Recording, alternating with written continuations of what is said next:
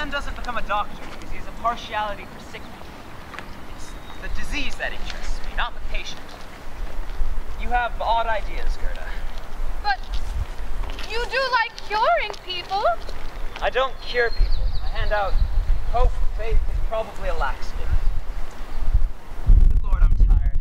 John, you work too hard. I'm always telling the children how a doctor's life is almost a dedication. I'm so proud of the way you give all your time and energy and never spare yourself. Gerda, you haven't the faintest idea what you're talking about. Don't you realize I enjoy my work? It's damned interesting, and I make a lot of money. Oh, well, it's not the money you do it for, dear. It's to relieve pain and suffering. Pain is a biological necessity, and suffering will always be with us. It's the techniques of medicine that interest me. And people suffering... For God's sake, Gerda! I'm sorry. I didn't mean to yell. I've just been terribly bad-tempered and nervy lately. I'm sorry. It's quite all right, dear. I understand. You know, it would be better if you weren't so long-suffering, so patient. Why don't you turn on me sometimes? Swear at me. Give as good as you get. Don't look so shocked. It'd be better if you did. No man likes being drowned in treacle. You're tired, John. Yes, I'm tired. You need a holiday. I'd like to go to the south of France. Oh, well, why shouldn't we go then? Of course, I don't know how we can manage about the children. Terence is at school all day, but he's so rude to Mademoiselle. No, she has very little authority over him, even over Zena. I don't think I should be very happy. But, well, maybe they could go to Elsie at Bexhill, or perhaps Mary Folly would take them. What are you talking about? Oh, the children. Children? What about them? I was saying how we can manage about the children if we were to go to the south of France. Why should we go to the south of France? What on earth are you talking about? Well, you said you would like to. That, I was daydreaming. Well, I don't see how we could manage it. It's only a bit worrisome. One feels that the person left in charge is very reliable, and I do sometimes feel... You never stop worrying about something or other. Can't you just relax and enjoy the weekend? At least you have a respite from domestic bothers. Yes, I know. Wonderful people, the Angitels. Always find them an absolute tonic. Yes. I wonder where they all are. Will Henrietta be here? Yes, she's here. Oh, good. I do like Henrietta. Henrietta's all right. I wonder if she's finished that statuette she was doing for me. Never quite worked out why she asked you to sit for her. Most extraordinary. I do think it's a rather good thing that people are around to greet their guests. And this winter I'm going to cut down that avenue of trees so we can have a better view of the lake. I think it's a wonderful idea, Edward. Hello, Gerda, darling. How are you? You remember my cousin, Edward Angetel, don't you? Hi. How do you do, Miss Purcell? How do you do? Well, if you'll excuse me, I'm going to go and change. Where's John? Oh, he's just gone out to the garden to look for Lucy. It's an impossible garden to find anywhere in old woods and shrubs. Soon there'll be such lovely autumn tints. Yes. Autumn takes one back. One keeps saying, don't you remember? Shall we go and look for the others too? Oh, no, thank you. I mean, yes, please, that'd be very nice. Gerda, why do you come down here when you hate it so much? But I don't. Yes, you do. I don't, really. It's so nice to get here into the country, and Lady Anketel's always so kind. Lucy? Oh, no, Lucy's not a bit kind. She has good manners. She knows how to be gracious. And you are hating it here, Gerda. You know you are. No, it's lovely. You see, John thinks it does. He loves it here. And John likes it, all right. But you could let him come by himself. No, he wouldn't do that. You see, he's so unselfish. He wouldn't enjoy himself down here without me. But it's so nice that you're here. It makes it so much better. Does it? I'm glad. You know, Henrietta, I don't really like to leave the house. There's so much to do before we go, and John is so impatient, but oh well, it's only for 2 days. Oh, 2 days of hell. Cheerfully endured for John's sake, of course. One has to be strong-minded. Oh, I'm afraid I'm never very strong-minded. How's the knitting? Oh, I've taken up leather craft. I made this bag. Oh, did you? Oh, that reminds me, I've got something for you.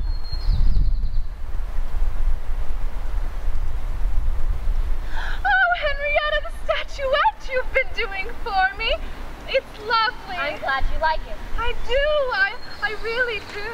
Sir Henry, it's a wonderful job your gardeners have done with those lilies. Yes, the soil here is pretty good for lilies. How very nice to see you, Gerda. How are you, Mr. Christie? Hello, Henrietta. Hello, John. You haven't been here so long. You know my cousin, Midge Harvey. Yes, we met last year. John, look at what Henrietta did for me. Why, what on earth made you do this? John, it's very pretty. Really, Henrietta? Mrs. Christie, I must tell you of our latest excitement. You know the cottage at the end of this lane? It's been taken by a very well-known film star, and the locals are simply goggling. Oh, yes, they will be. She's rather glamorous. I don't know. I haven't seen her yet, though I believe she's in residence. What's her name now? Hedy Lamarr? No, who's the girl with the hair over her eye? Veronica Lake. No. Lauren Bacall? No. Nazimova. No, we'd better ask Gudgeon. He'll know. We saw her in that film, you remember? The tough chap plays gangsters, and they flew to the Pacific and then flew back again, and there was a particularly horrible child. San Francisco Story? Yes. Veronica Cray. Yes, thanks. John! Sorry. Would you like to see your room, Gerda? Oh, yeah, I better go and pack. Simmons would have done that, but if you'd like to come up. Lucy, I'll go with you. Where am I? The blue room? Yes, and I put Edward in the home, and then everyone else too. Where is Edward? Put his car away, I wonder? There's room at the end, right? Is anything the matter, darling? Sorry, I was just thinking. Remembering. I'm sorry. There's an air of remembering about this place. I've been remembering too. Huh? Remembering what? Going back. Why should one want to go back? Suddenly. Why should I think of things that I haven't thought of in years? What things, John? Blue sea, smell of mimosa. When? 10 years ago. And you'd like to go back? Maybe old. I don't know. I'm so tired. What would I do without you? Get along quite well, I expect.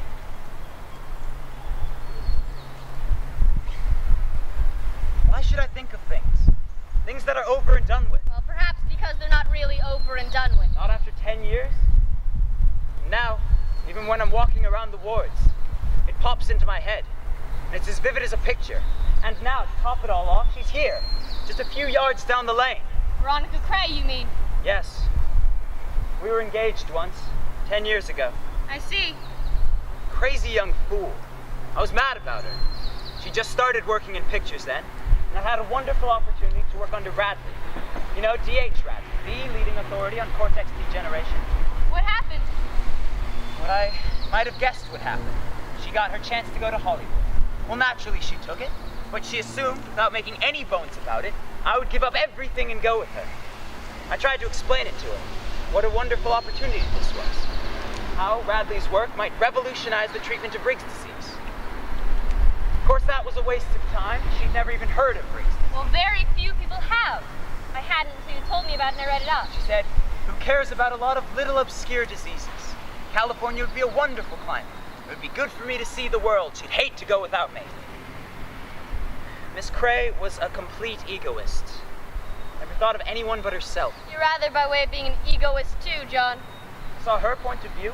Why couldn't she see mine? What did you suggest? I told her I loved her. Asked her to turn down the Hollywood offer and to marry me there and then. And what did she say to that? She was just amused. And so? There was only one thing to be done. Break it off. I did. It wasn't easy. But I broke it with Veronica and moved back to London to study under Radley. And then you married Gerda. The following year, yes. Why? Why? Yes. Was it because you wanted somebody as different as possible from Veronica Cray? Suppose that was it. I didn't want a raving beauty as a wife. I didn't want a damned egoist out to get everything she could grab. I wanted peace and safety and devotion and all the quiet, enduring things of life. I wanted someone who would take her ideas from me. Well, you certainly got what you wanted. No one could be more devoted to you than Gerda. That's the irony of it. I chose Gerda for the exact quality she has, and now I find myself snapping her head off because of them. Who knew how irritating devotion could be? And what about Gerda? Oh, Gerda's all right. Is she satisfied? She's quite happy. Is she? She spends her days fussing about the house and the children. She's the most incompetent housekeeper, the most injudicious mother that you can imagine. Still, keeps her occupied. How horribly cruel you are, John. Me? Do you never see or know anything except for your own point of view? Why do you bring Gerda down here on weekends when you know it's misery for her? Nonsense. Does her a world of good to get away. Makes a break for her. You know, sometimes, John, I really hate you. Henrietta, darling, don't say that. No, it's only you who makes life possible. I wonder.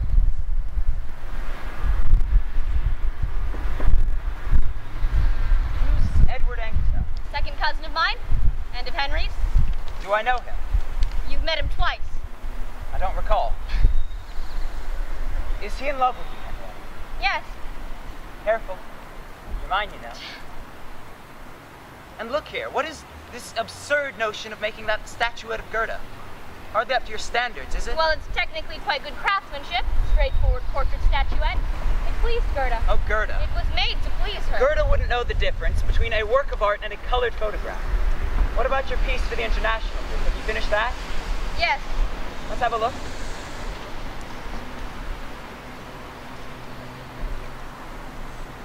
Say, that's quite good.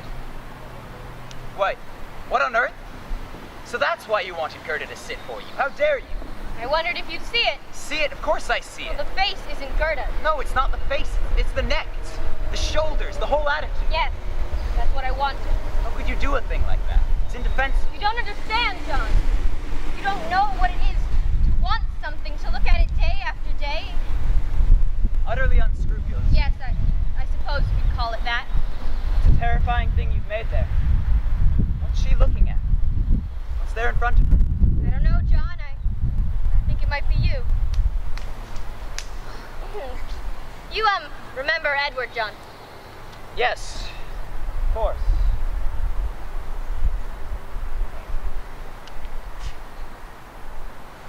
Well, looking at Henrietta's latest masterpiece, Yes, we were. what do you think of it? I'm afraid I'm not really qualified to judge. You'll forgive me if I go and change. There's still lots of time. Can I get you a drink or so? No, thank you. Well, it's quite a mild evening, huh?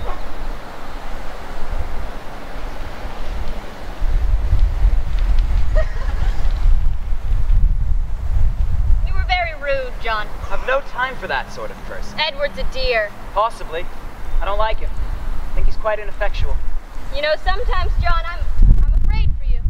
Afraid? It's dangerous to be as oblivious as you are. I would have said quite the opposite. You see what you're looking at. Yes, you're like a searchlight. Henrietta, what is all this? I tell you, it's dangerous. You assume that everybody likes you. Lucy and Gerda, Henry, Midge, and Edward. You know at all what they feel about you. Henrietta? What does she feel? At least I'm sure of you. You can be sure of no one in this world, John.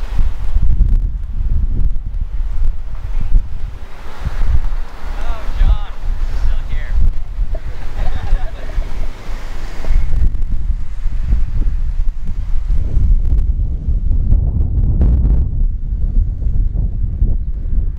Give me a drink, would you, Edward? Before I go.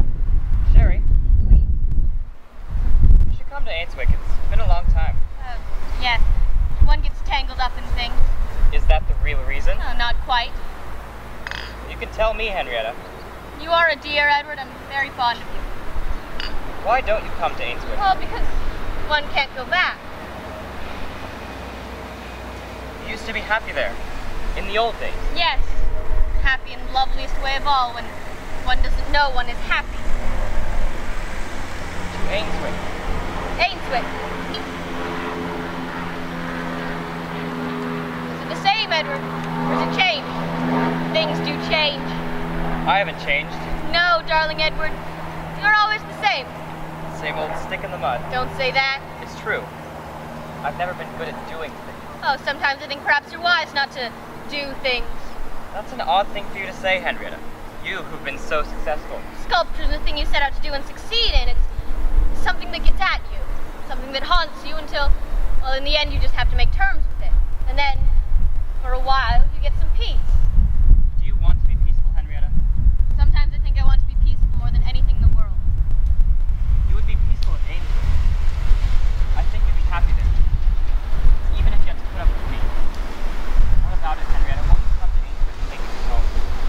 always been there, waiting for you.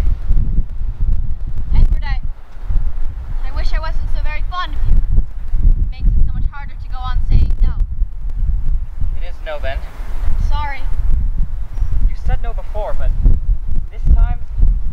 Well, this time I thought it might be different. When we were walking in the woods, your face was so young and happy, almost as it used to be. Thinking about Ainswick, talking about Ainswick, don't you see what this means, Henrietta? Edward, we've been living this afternoon in the past. The past is sometimes a very good place to live. One can't go back. That's the one thing you can't do. Go back. What you mean to say is that you won't marry me because of John Christou. That's it, isn't it? If there are no John Christou in this world, you would marry me. I can't imagine a world in which there was no John Christou. Hurry up, Henrietta. It's nearly dinner time. I'll be quick with the flash. Have you got yourself a drink, Edward? Yes, thank you. Yes. I haven't seen much of you since Lucy and I settled down at the Hollow. Yes. How does one do it? Laying one's cares aside state. I sometimes think, Edward, that you've been the wisest of the family. That is an original point of view. I always regard myself as a walking example of how to fail in life. Oh no, it's a question of the right value. Hello there, that's a pretty frock. One of my perks from the shop. You can't like working there, Midge. Who said I like it? Then why do it? What do you suppose I live off of? Beautiful thoughts. Well, if only I'd known you were so hard up. Save your breath, Edward. She's obstinate. Refused an allowance and won't come live with us, even though we've begged her to. I might think of anything nicer than having young Midge about the house. But why don't you, Midge? I have my ideas, poor, proud, prejudiced, that's me. They're bad for me. Are they, darling? Well, I just don't like the idea of her working in that shop. Well, find me a better job. There surely must be something, Midge. I have no particular qualifications, remember. Just a pleasant manner and the ability to keep my temper when being shouted at. Do you mean to say the customers are rude to you? Abominably rude, sometimes it's their privilege. That's all wrong. If only I'd known. How could you know? I'm only half an tell after all. The other half is just plain business girl with unemployment always looming around the corner in spite of the politician's brave words. Be a good girl and drink this. The sherry for me, dear. Okay. Oh, but you're not at all late, my dear. We've just come down. What will you have, Mr. Christou? Sherry? Gin?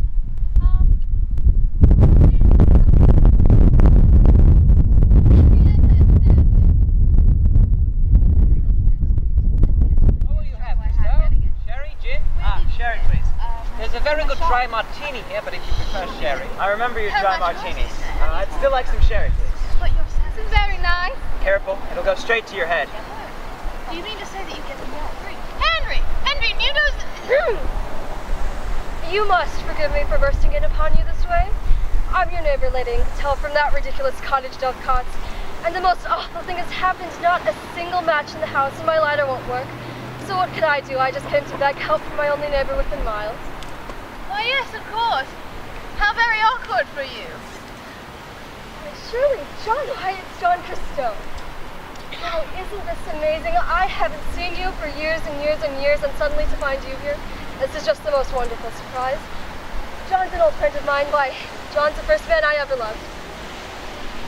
Sherry or dry martini? No, no. Midge, dear, ring the bell. I just hope you don't think I'm too awful of me, putting in like this. Not at all, dear, no. No, of course, we are honored. My cousin, Midge Harvey, Edward Agatha, and this is my wife, Veronica. Oh, but how lovely to meet you. You rang, my lady. Yes, Gudgeon. 5 boxes of matches. And how do you like living at Dovecots?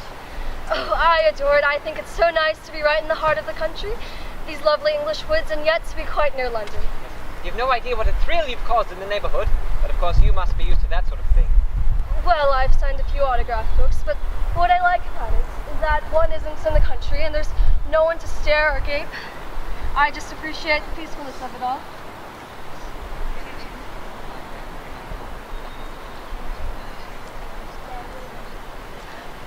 Thank you, Gudgeon. For madam. Oh, dear Lady Agatha, I really can accept. Please, it's nothing at all. Well, I do appreciate your kindness. John, do you live in this neighborhood too? No, I live in London. I just come down here for the weekends. Oh, I just can't get over meeting you after all these years.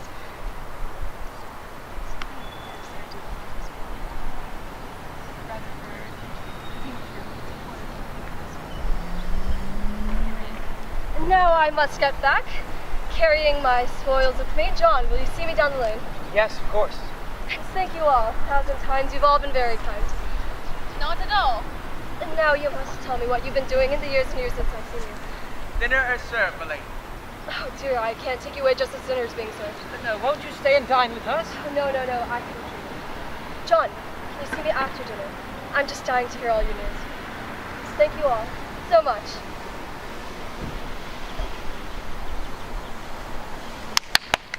What a beautiful performance! Shall we go into dinner? I saw that girl in a film once. She was wearing a sari, very low there. I thought, oh. Oh, I saw that. Are you coming, John? Oh, yes, of course.